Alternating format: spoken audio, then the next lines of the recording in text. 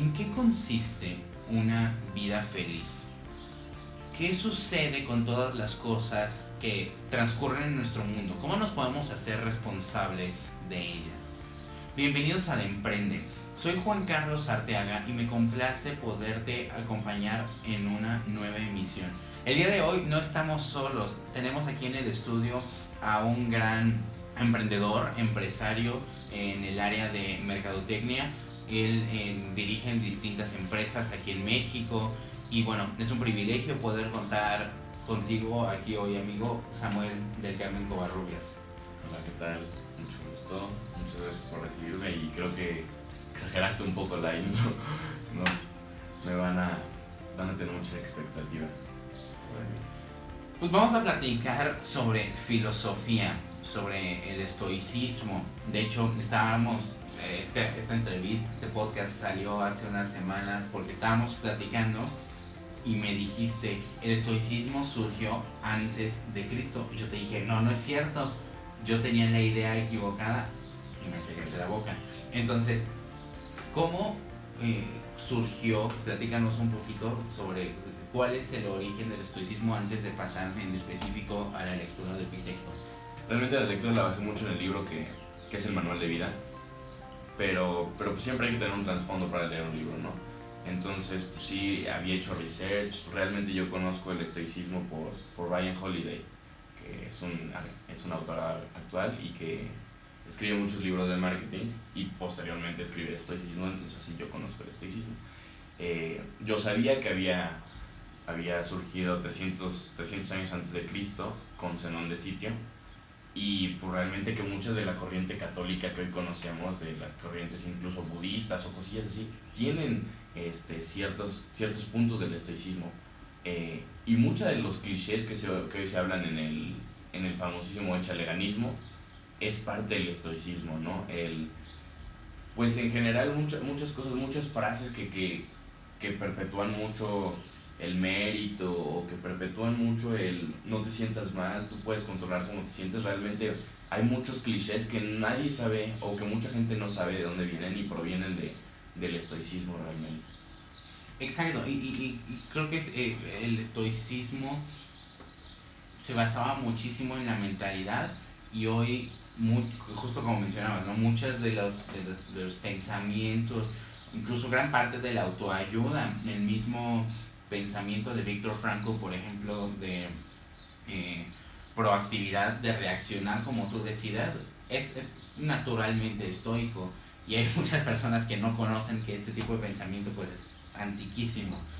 Entonces, bueno, justamente el libro en su introducción nos dice que de las cosas hay algunas que están en nuestro poder y otras que no lo están. Por ejemplo, en nuestro poder está nuestra opinión sobre las cosas, nuestras acciones, nuestro deseo, nuestra aversión, o sea, lo contrario del deseo. En vez de querer algo, es huir, ¿no? Y nuestros actos, sobre todo nuestros actos. En pocas palabras, está en nuestro control nuestros actos. Y lo que no está en nuestro control es nuestro cuerpo, es nuestra propiedad, nuestra reputación, el cargo, el trabajo que ocupemos, básicamente cualquier cosa que no sea nuestro acto. Entonces, de entrada aquí nos dice que necesitamos asumir que no podemos controlar todo, que hay muchísimas cosas que por más que deseemos mejorar, simplemente no las vamos a poder hacer. ¿Qué opinas al respecto, sobre todo en la situación de que el hecho de realmente comprender estos primeros, realmente este primer establecimiento, esta primera tesis, es difícil de digerir para algunas personas porque realmente creen que hay cosas que están fuera de su control y que pueden llegar a influir? Entonces, por ejemplo, ¿cómo trabajo si el trabajo está fuera de mi control? Sí. Bueno, empezar diciendo que no hay que darle una mala lectura al estoicismo, es difícil de comprender y muchas veces pensamos, nada más aclarando, que las cosas que no están dentro de nuestro control serían cosas como las injusticias que hay y cosas así, pero el estoicismo realmente plantea una serie de valores base, como lo es la justicia. Entonces siempre que se pueda, parte de la cultura estoica, bueno, de la filosofía, es toma acción ante la justicia, ¿no? Entonces no hay que creernos de que si los niños están muriendo en África, pues nosotros no podemos hacer nada, porque de cierta forma, si somos estoicos o si nos consideramos estoicos, o con base a la filosofía estoica, tendríamos que estar haciendo algo. Entonces, bueno, nada más era un previo. Yo creo que el estoicismo es una corriente muy, es buena porque te plantea controlar tus emociones principalmente, controlar tus emociones. Y pues alguien que realmente tiene control de sus emociones suele tener control de muchas cosas, ¿no?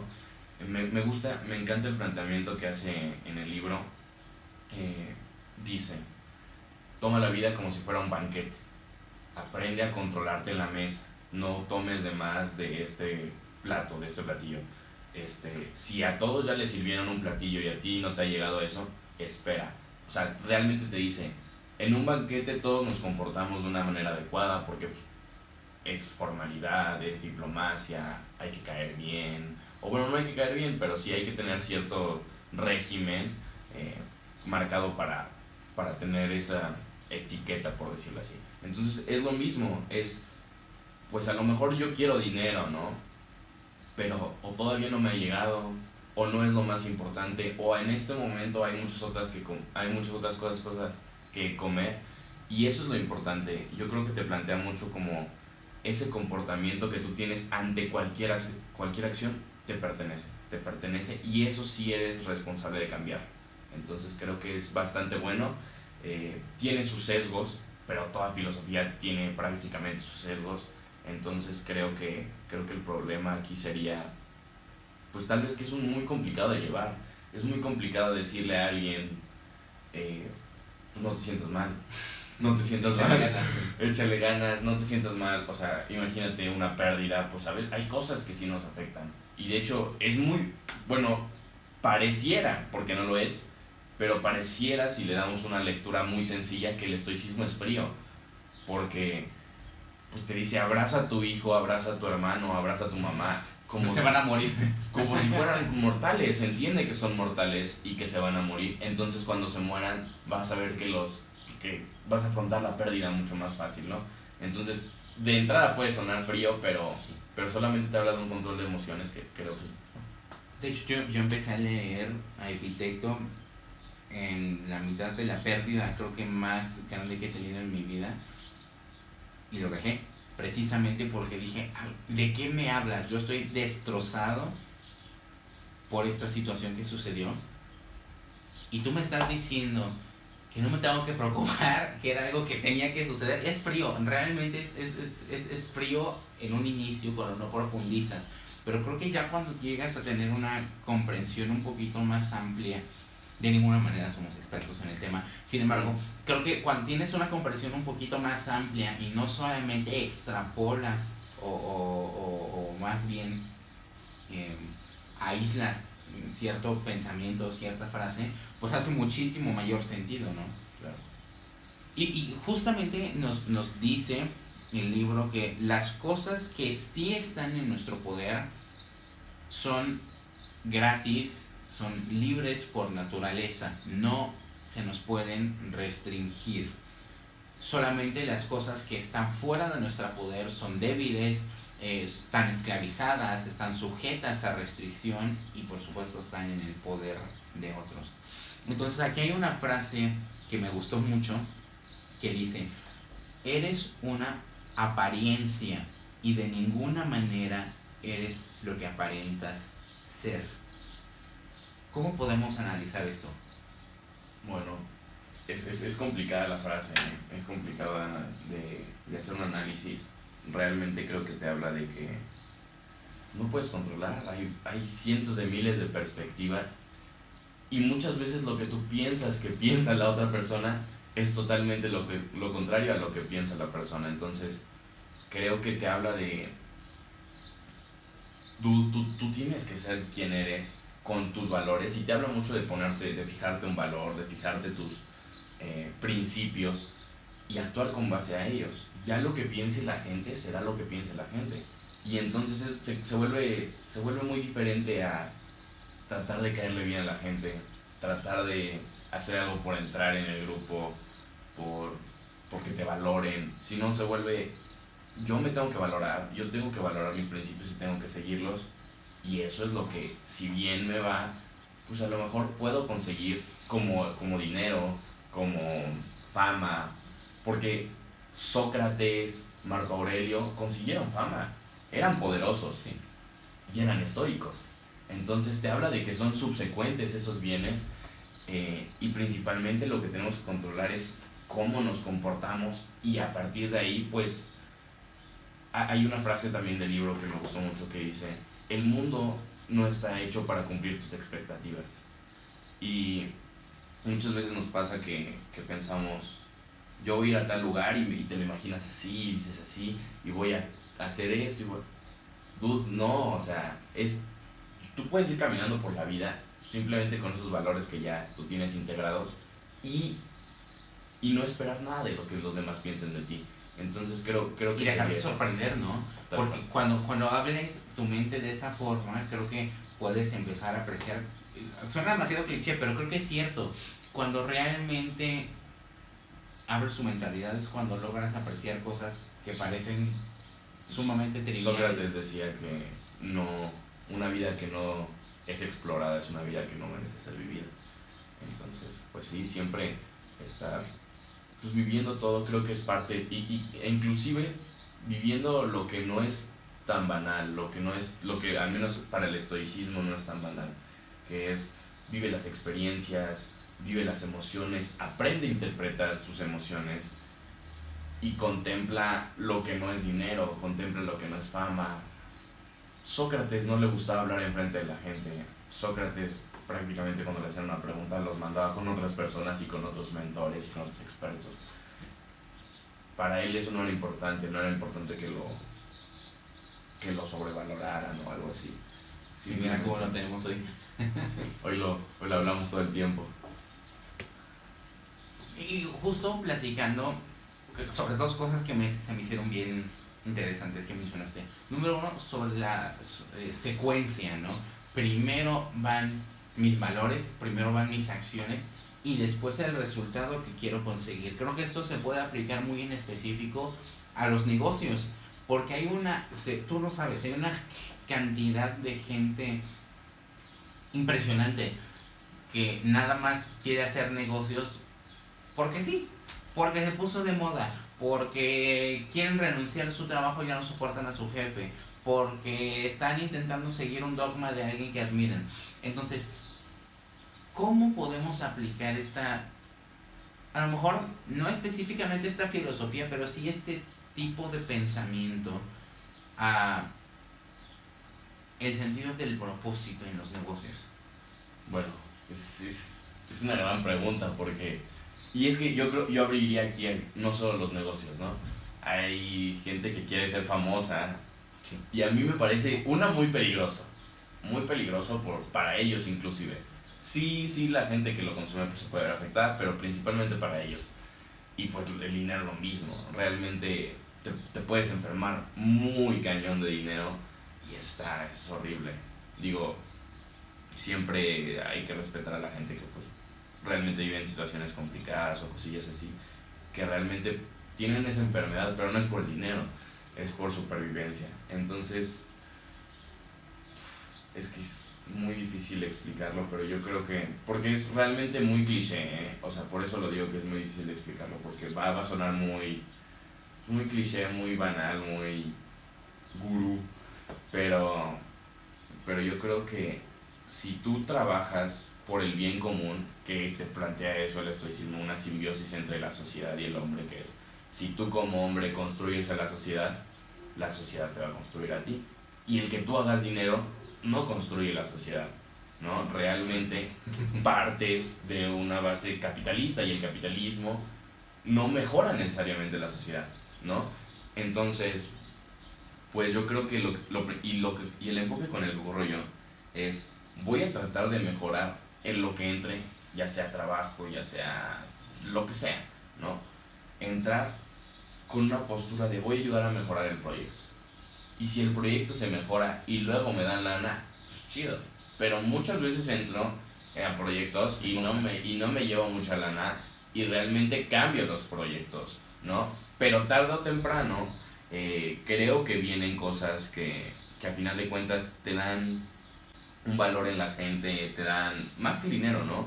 Exacto. Yo, o sea, tú y yo hemos perdido clientes, hemos tenido proyectos que no han remunerado para nada lo que se supone que tenían que remunerar, pero que dejan experiencia. Sí. Creo que de ese tipo de situaciones es cuando más logras aprender.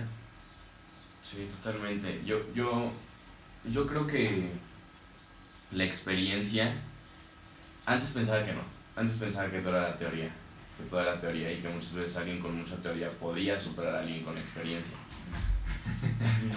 No, definitivamente no. Creo que la experiencia combinada con la teoría es totalmente lo correcto y es totalmente lo que tenemos que buscar vivir. Creo que muchas veces está el típico Centennial Z, lo que sea, como le quieras decir, subiendo stories a Instagram de voy a estar facturando millones en 10 años. Y es como de, ¿Para qué? no, deja tú para qué, ¿no? O sea, sí también es muy importante, y creo que va mucho con lo que estamos diciendo, pero es una parte del estoicismo. El placer viene después del deber. Y está muy cabrón, güey, porque todos quieren tener placer y nadie quiere tener cosas que hacer, ¿sabes? Nadie quiere decir, pues sí, en 10 años voy a estar facturando millones con mi esposa supermodelo y cosas Con un super... Ferrari Sí, estacionado fuera de la casa, ¿no? cosas que haría Gran Cardón o cosas así. Pues todas le quieren vivir, ¿no? Pero, digo, con el respeto que todas las personas deberían de tener, no es así. Y menos en una sociedad donde la movilidad social prácticamente es nula. Es nula y ellos piensan que porque lo suben a una story de Instagram y lo sueñen, Ya lo decretaron y lo van a ya lo lograr. decretaron, sí, tal cual. Entonces sería la postura de, antes que todo eso, antes que banalizar todo, antes que dinero, fama, relaciones sexuales, lo que tú quieras, va primero un trabajo de deber. Me gusta mucho cómo lo planteaban, no me acuerdo en qué entrevista lo vi, pero decían, el deber de ir primero del placer, y eso lo aprendes en la escuela, porque realmente te dejan una tarea y cuando vienen las buenas calificaciones, viene bien, cuando viene, ¿sabes? Tú entregas primero para después recibir. Y es lo mismo cuando pides permiso para salir, ¿no? Oye, ¿puedo salir? Pues sí, pero haz esto primero, ¿no? Lávame los trastes. Lávame los trastes. Oye, ¿puedo conseguir un lugar en la mesa de socios en la empresa, en el consejo? Pero eso cuesta, y eso cuesta tiempo, y eso cuesta trabajo, y eso cuesta resultados. Pero cuando tú entiendes eso, el enfoque con el que corres es muy distinto, porque aprendes que la mayoría de la vida va a ser deber, y la minoría realmente va a ser placer. Entonces tienes que aprender a encontrar placer en el deber, ¿sabes? Es como, hay una frase de, creo que, no lo quiero decir, no la quiero dar, pero dice, ahí encontramos nostalgia de tiempos que aún no terminan. Entonces es eso, es que mientras tú estés trabajando, hay algo que me gusta mucho, no me encanta el autor, pero Robin Sharma comparte mucho la visión proyectada, ¿no? Proyéctate en tus metas, siente las metas, siente los sueños, siente que ya lo estás viviendo. Y entonces, existe esa motivación, sí, pero también aprendes a decir, algún día voy a llegar a hacer esto, y eso está padre. Le pones propósito. Exactamente. Y pues cualquier cosa que tiene un propósito se vuelve más sencilla y se vuelve más placentera. Entonces creo que ahí está la clave, en encontrar un poco de, si no placer, felicidad, un poco de confort en la inconformidad, cosas así. Sí, de otra manera no aguantas, no se puede. Y creo que por eso era tan importante lo que platicábamos durante la primera temporada sobre si realmente no te gusta lo que estás haciendo y si tu sueño no es tuyo sino de alguien más, no va a haber forma de que logres hacer lo que se necesita para realmente conseguirlo. Sí, está muy perro eso de vivir el sueño de alguien más, ¿sabes? Y no me refiero a que trabajes para alguien más, eso es otra cosa totalmente distinta y eso es súper válido. La diferencia es que muchas veces copiamos rutinas, copiamos dietas, copiamos mil y una cosas. Ahorita, por ejemplo, tenemos muy fresco el tema de los influencers que se vendieron realmente con el Partido Verde. Aquí en México existe un partido que se dice ecologista, sin embargo es el único que no cuenta con registro en la Federación Internacional de Partidos Verdes del Mundo. Y realmente es un partido que siempre se ha vendido el mejor postor, al partido que está en el poder. Hace que unos años aplicaron la de pagar varios millones de pesos a celebridades para que publicaran tweets hablando a favor del partido y su ideología. Y lo sancionaron porque estábamos en veda electoral. No puedes hacer publicidad el día de las elecciones. Y ahora lo volvieron a hacer, pero con todavía más influencers que decidieron aceptar esos milloncitos del erario público.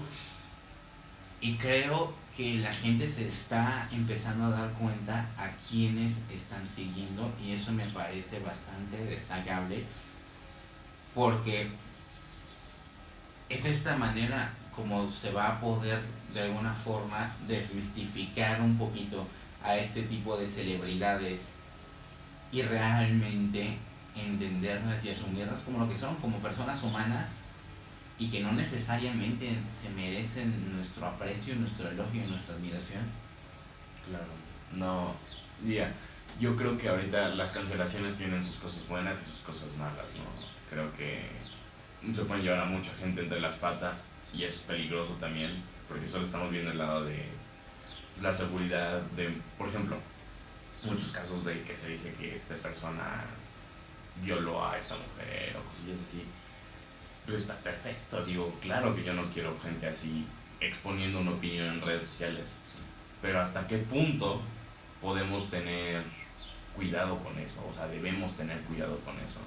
Muchas veces, y seguramente ya ha pasado, cancelan a alguien y realmente debía ser cancelado, ¿sabes? Johnny Depp, sucedió con Johnny Depp y su esposa. ¿Recuerdas que salieron un montón de acusaciones y ella salía a los medios de comunicación a decir: este cuate me golpea, este cuate abusa de mí, me maltrata verbalmente?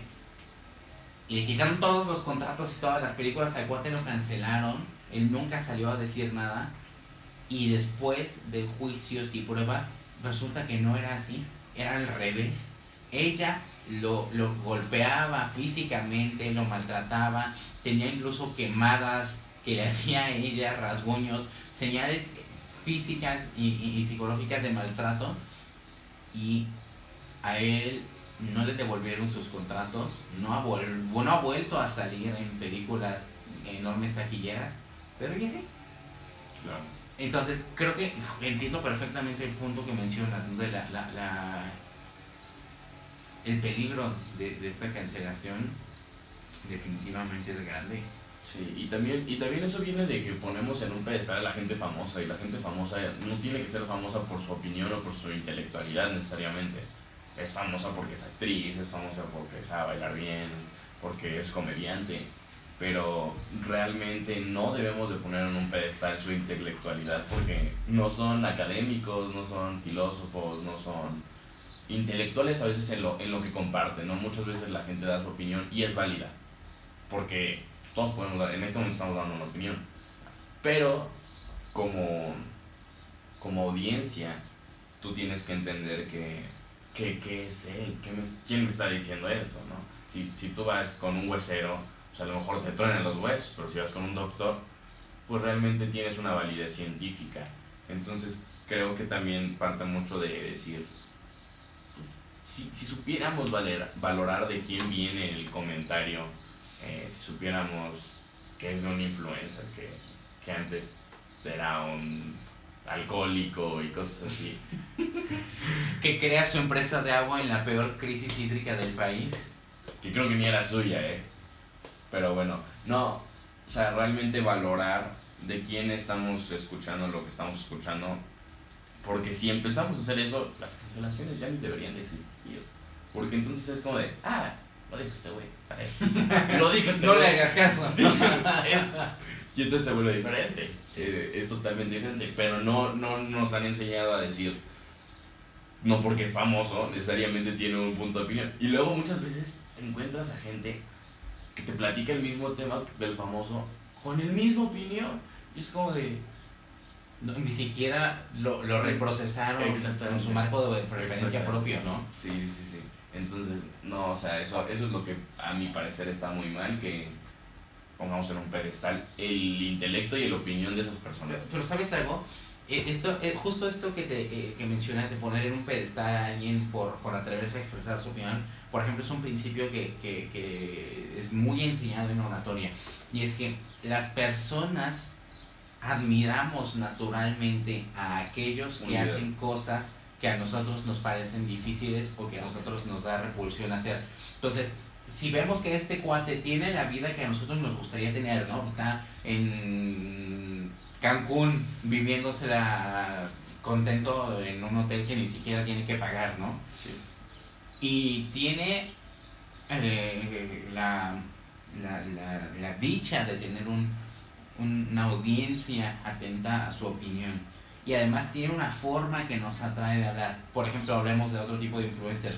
Tiene un cuerpo que nosotros queremos alcanzar, tiene bienes que nosotros queremos tener, hacen cosas que nosotros quisiéramos tener, y esa es en gran parte la razón por la cual surge esta idealización, ¿no? Sí.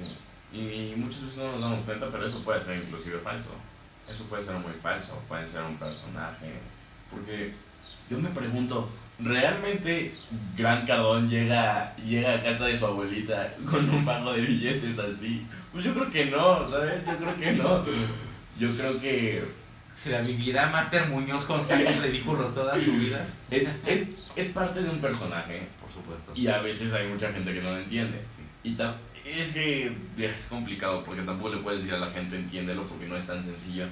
Pero creo que tendríamos que promover esa cultura de decir, o sea, a lo mejor es un personaje, y hay puntos que te puede dar Gran Cardón, y hay puntos que te puede dar Bárbara de Regil, pues que pues, a lo mejor haciendo ejercicio, pero si ya tiene una opinión sobre algo, Sobre nutrición. sobre nutrición, sobre elecciones políticas, hay que aprender a cuestionarlo, porque, digo, opinión se vale, pero hay que aprender a escuchar la opinión de los expertos realmente. Y creo que también se relaciona con un punto muy interesante que menciona un libro que me encanta, que se llama Factfulness, que dice que los expertos muchas veces ni siquiera son expertos, o son expertos pero en su área nada más. ¿Cuál es el problema? Que a nosotros como humanos nos encanta sentirnos útiles, y vamos a estar, lo que estamos haciendo aquí, ¿no? Vamos a expresar opiniones completamente ajenas a nuestra área de dominio. Claro. Y vamos a intentar aplicar nuestro conocimiento en otras áreas completamente distintas en las que ni siquiera tienen nada que ver. Y creo que también eso explica mucho, ¿no? A ver, si yo le sé al ejercicio, tengo un buen cuerpo y la gente me busca por ello, pues ¿por qué no les doy más consejos sobre nutrición y sobre estilo de vida? Sí, no, y yo he aprendido a entender que lo que le funciona a uno no lo funciona a otro. Porque yo he imitado miles de rutinas, yo he tratado de... No te vas a hacer millonario levantándote a las 5 de la mañana, Claro. te lo prometo. No, pero sí he tratado... No, eso es lo de menos, o sea, formas de vivir, formas de pensar que son ajenas a ti, o sea, realmente esa persona escribió eso con un contexto, y habrá gente que le haya leído su libro y diga, oye, va muy acorde conmigo, pero no va acorde con todos, y eso está muy claro, porque todos pensamos que el Club de las 5 AM es el libro que te va a hacer millonario por defecto. Güey, entiende que el que lo escribió en Estados Unidos, lo escribió en otra cultura, lo escribió, no sé, literalmente el camión de Estados Unidos es diferente al camión de México, y eso ya influye en la escritura del libro. Entonces, sí hay que leerlo, pero siempre tomando un punto de vista muy, muy crítico. Sin absolutizar, ¿no? Exactamente, un punto de vista muy crítico de lo que sí va conmigo y de lo que no. Y realmente criticar a los gurús, y no criticar en video a Grant Cardone tirándole shit, ¿sabes? No, criticarlos, hacer un pensamiento crítico de ¿realmente lo que está diciendo para mí tiene sentido?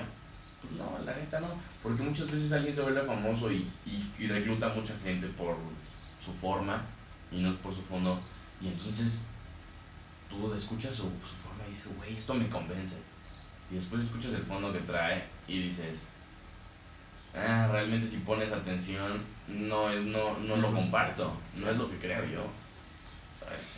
Nos salimos horrible del tema, pero creo que es una conversación bien interesante y va bien relacionado con el siguiente punto que me gustaría que tocáramos, que es el deseo. Nos dice Epicteto que el deseo contiene en sí mismo la esperanza de obtener aquello que deseas, y la esperanza en la aversión es que no vayas a caer en aquello que intentas evitar. O sea, si yo deseo, por ejemplo, dejar de fumar, pues eso conlleva la esperanza de dejar de fumar, ¿no? O si yo deseo comprarme la nueva computadora que acaba de salir, pues en ese deseo va implícita una esperanza de poderlo obtener.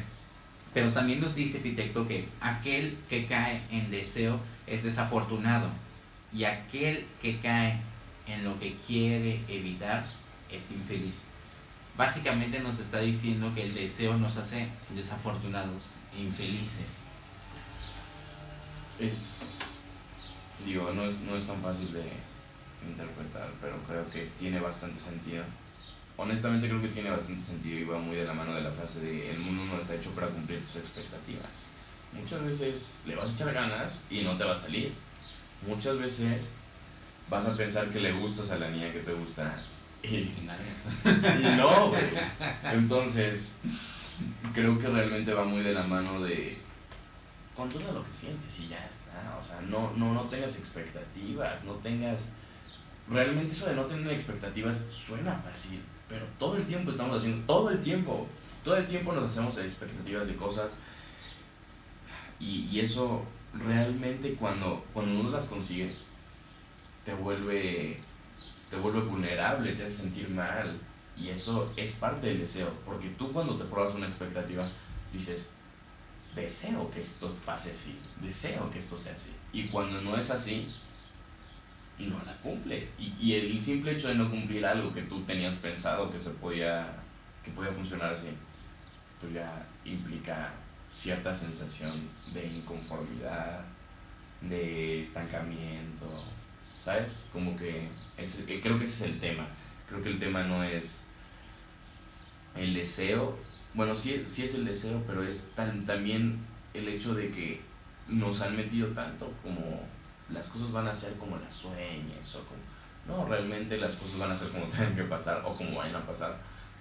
Y pues, insisto, con base al estoicismo, y es donde me parece lo complicado de la filosofía, realmente, de esta filosofía, que es muy difícil de aplicar. Es sumamente difícil. Sí. O sea, yo realmente sesgos que haya visto en el estoicismo, prácticamente nada. Lo único que vi es ser estoico es de lo más cabrón que existe. Porque requiere un nivel de dominio personal y un nivel de autocontrol, un nivel de felicidad realmente, ¿no? De estar dispuesto a aceptar las cosas como son. Todo. Y va bien relacionado con la religión realmente, porque la religión muchas veces ayuda a interpretar una pérdida, pero por ejemplo lo que te decía, ¿no?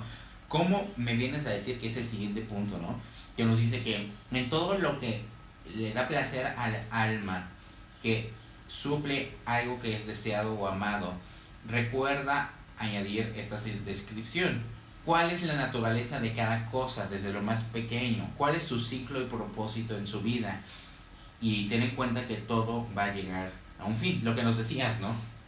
Si estás besando a tu hijo o a tu esposa, piensa que es un ser humano que estás besando o abrazando. Sí, es inmortal. Y que cuando muera no te puedes trastornar. Claro. Y yo leo esto teniendo, te digo, la pérdida más grande que he tenido en mi vida, y te llega como una daga al corazón, porque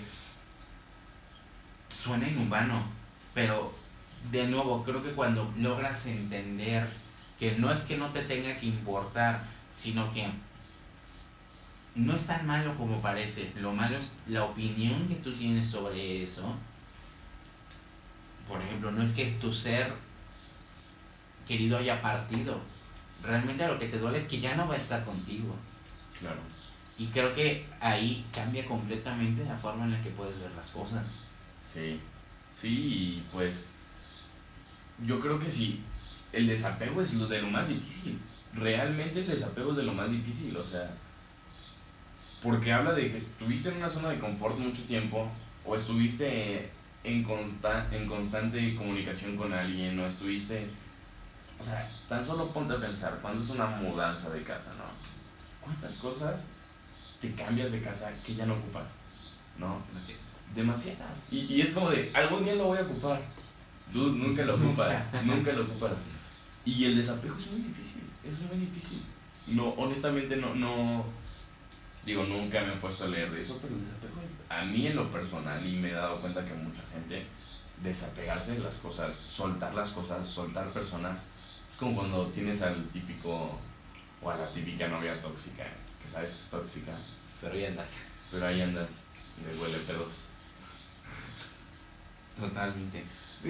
Creo que hay muchísimos puntos bien interesantes que toca este libro, por ejemplo, la humildad, ¿no? Este me gusta, no tenía pensado mencionarlo, pero llamar las cosas como son.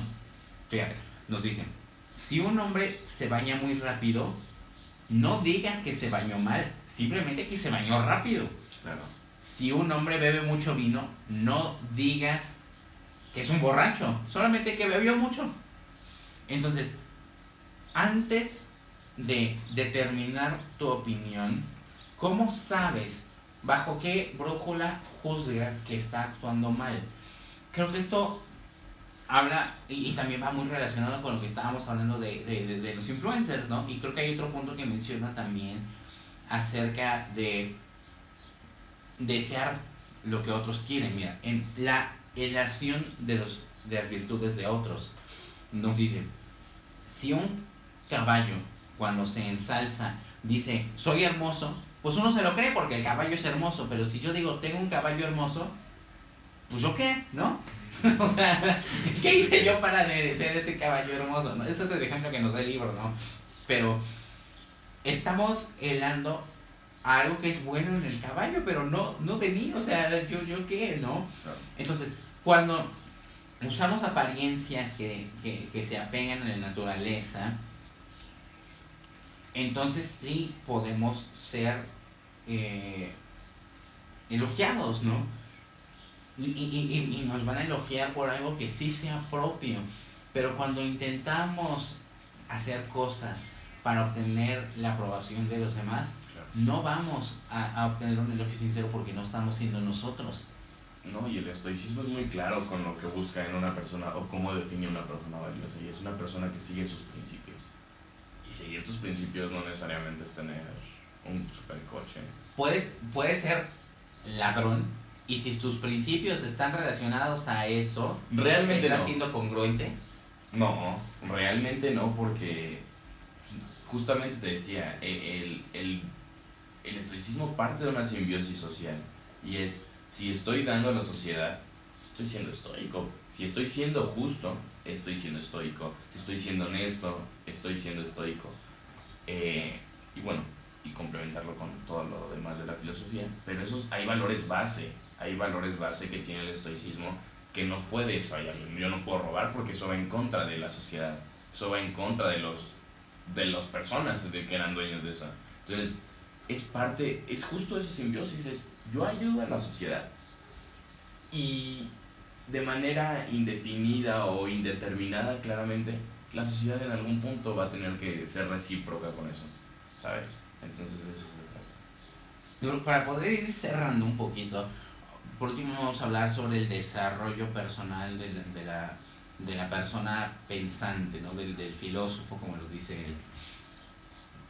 Nos dice Epicteto que la condición y característica de una persona no instruida es que no espera de sí mismo daño ni privilegio, pero de los demás.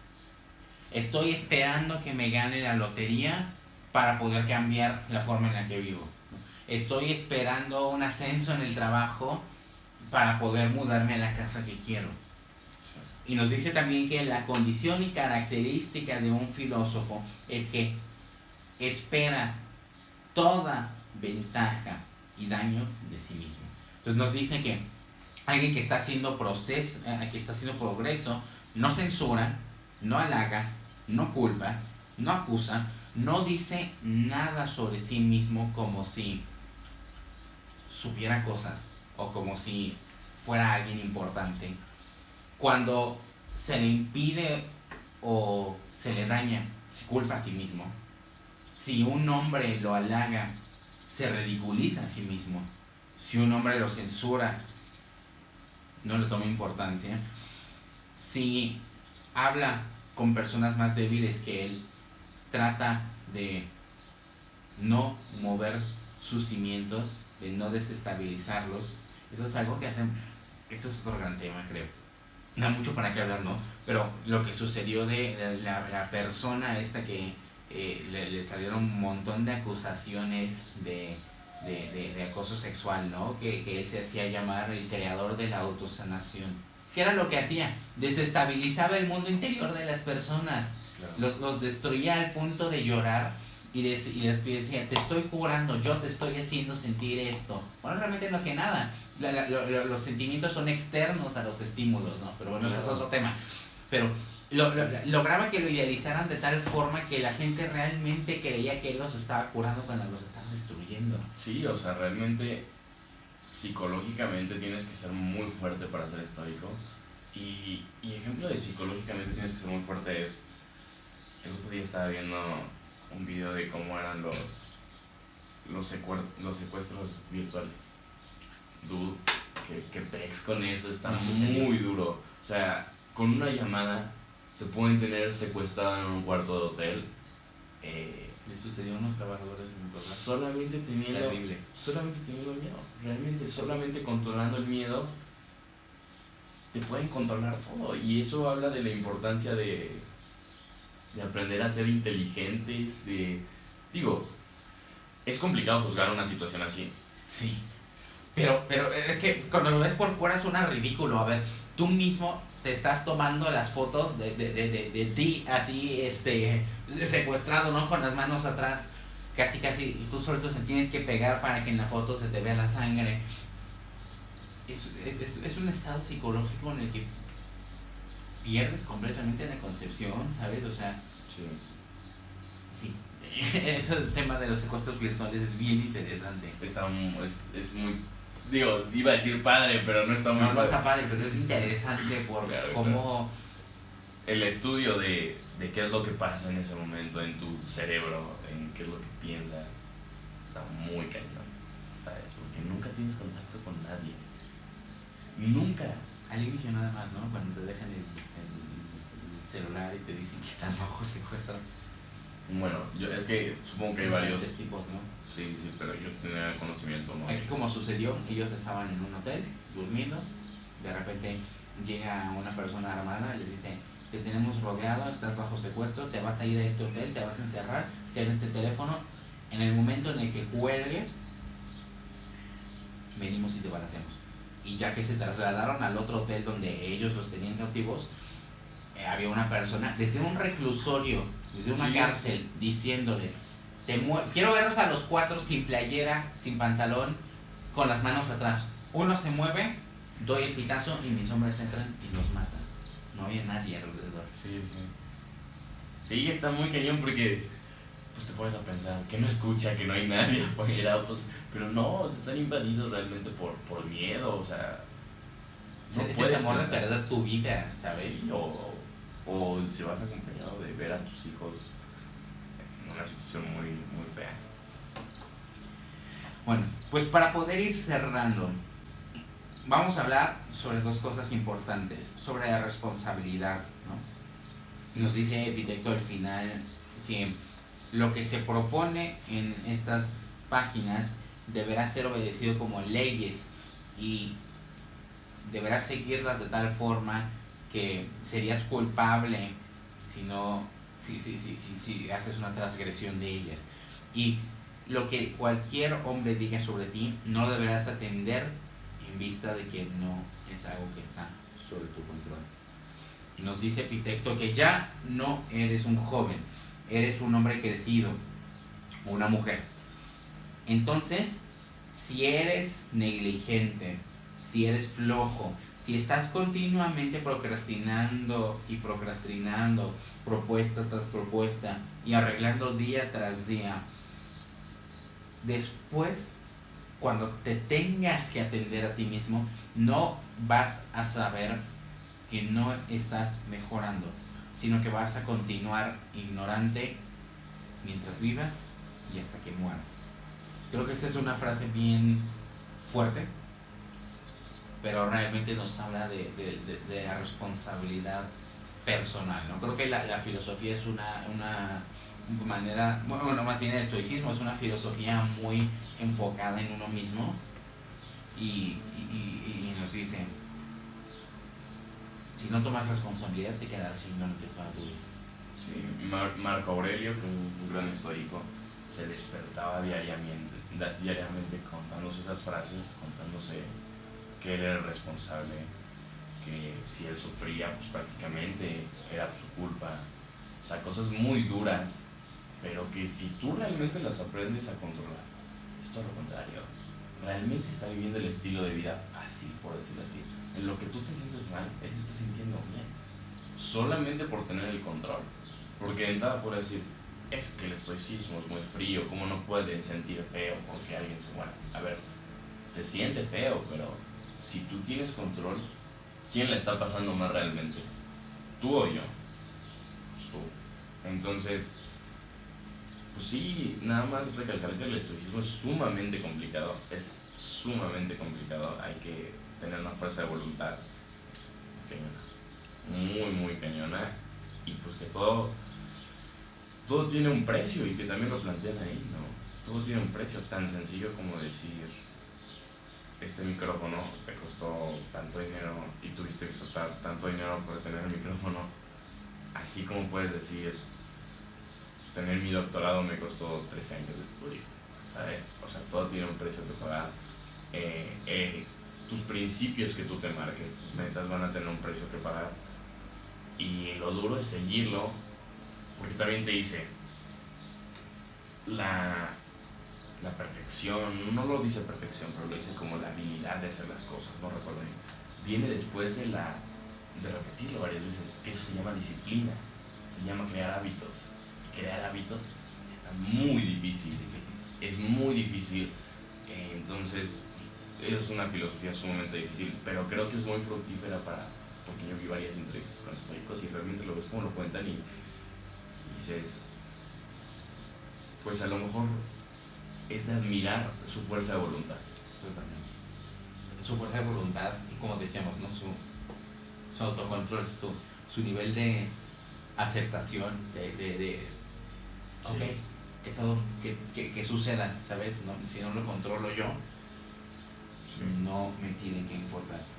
Y bueno, para cerrar, nos dice Epicteto que las partes más importantes, necesarias de la filosofía son los preceptos, es decir, los teoremas, el conocimiento, la demostración de la aplicación de estos preceptos, que no solamente me los sepa, sino que los aplique en mi vida personal. A lo mejor no puedo cambiar el mundo y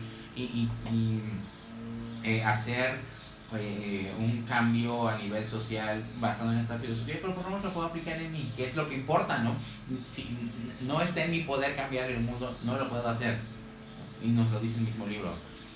Pero sobre todo, y lo más importante, una confirmación y explicación de estas dos anteriores, es decir, una confirmación y explicación de los preceptos y de la demostración de que lo apliquemos. Entonces, por ejemplo, si tomamos como ejemplo mentir, el precepto es que no debemos mentir, La demostración es cómo demostramos que no debemos mentir, y la explicación sería cuestionarnos cómo es que el no mentir realmente demuestra que soy una persona honesta, cuáles son sus consecuencias, contradicciones, si es verdadero o falso. Es decir, que no solamente nos quedemos en la demostración, sino que nos cuestionemos esa demostración. Entonces, ¿qué podemos concluir sobre este pequeño libro, Enchiridion, manual de Epicteto? Mira, yo creo que yo no me considero estoico, la verdad, ni de chiste, ni me consideraría, la verdad. Creo que ahora que lo leí me hace muy duro. Yo no sería estoico. Sin embargo, hay varias cosas que me quedo, y es justamente lo que decía.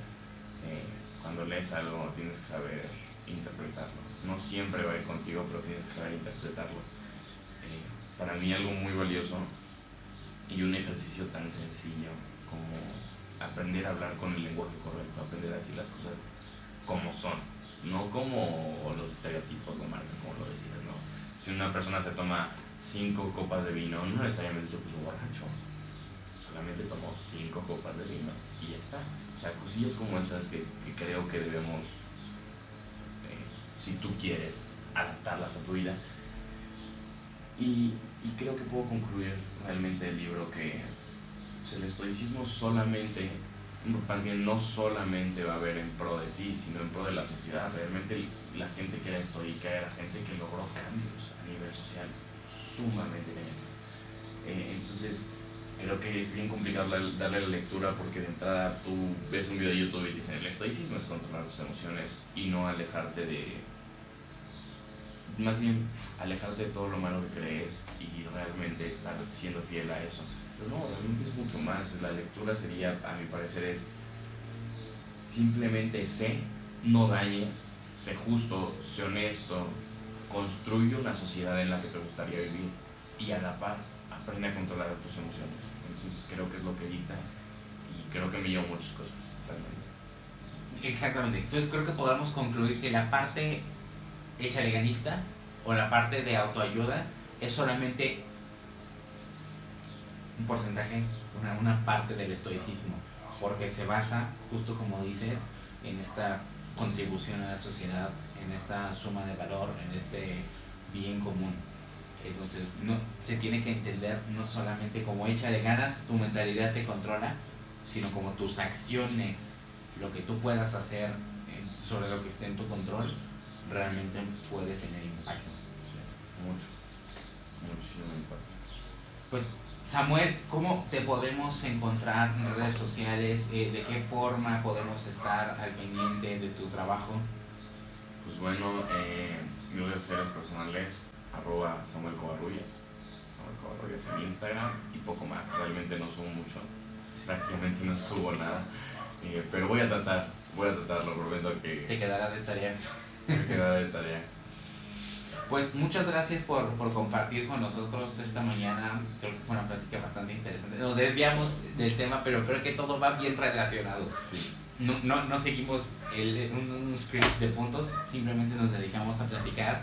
Sin embargo, creo que es esperamos que sea una plática entretenida. Y lo más importante de este episodio es que si te interesan estos puntos de vista realmente que trata el estoicismo, dedícate a estudiarlo.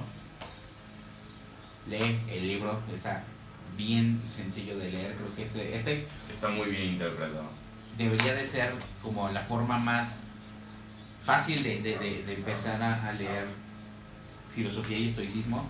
Realmente es un libro bien sencillo. Ya si después te quieres aventar otro de 5 Las páginas, meditaciones de Marco Aurelio. sí, pero creo que este es un gran punto de partida. Y realmente, como decía Samuel, cuestiónate. ¿Qué va contigo realmente?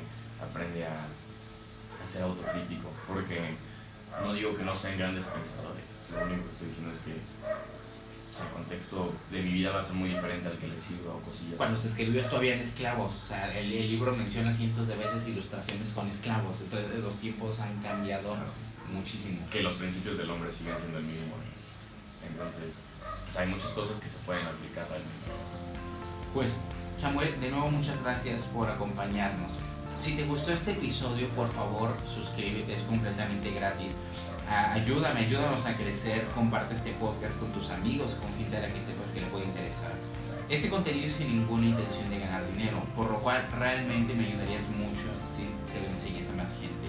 Cada semana estaremos charlando sobre un nuevo libro y pues muchas gracias por estar con nosotros esta mañana, tarde, noche cuando nos estés escuchando y nos estaremos escuchando el próximo sábado.